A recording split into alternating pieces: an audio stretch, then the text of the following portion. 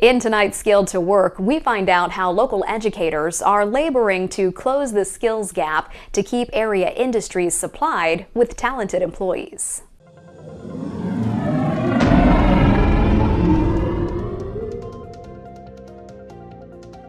As companies face shortages of skilled workers, schools like the University of West Alabama work with industries to educate and certify their students in order to fill the vacancies of those eager employers. With so many schools in the high schools not doing technical training anymore like they used to years ago, we've seen a downfall of that. But we've seen an increase in the need in the industries.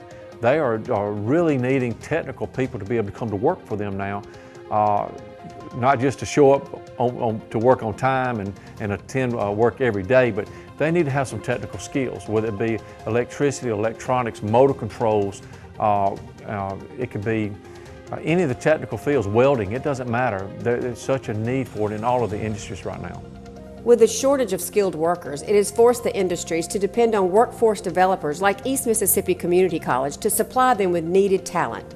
Skilled labor to economic development is everything, especially today. So for years we focused a lot on the physical infrastructure for economic development, but today the talent pool is shrinking so much that our economic developers really rely on workforce developers to put out the talent that they need. So one of the things that we do here is to try to support whatever's happening in our region through various skilled training classes. And so our companies will come to us and say, hey, we really need 10 of this type of person. Maybe they need 10 welders or 10 networking technicians.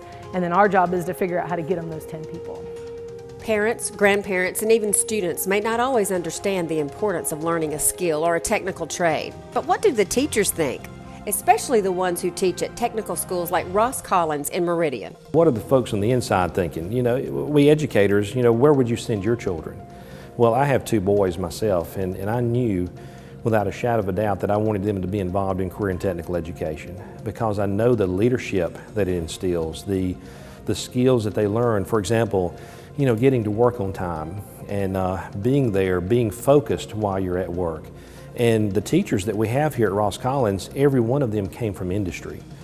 For example, the teacher, Mr. Eric Pickard, in this carpentry class came from the construction industry in the oil field for many years and has been involved in many other industries as well. So they're giving those students the real world skills they need to be successful in industry. Skilled to Work is a Twin States News initiative brought to you by our community partners.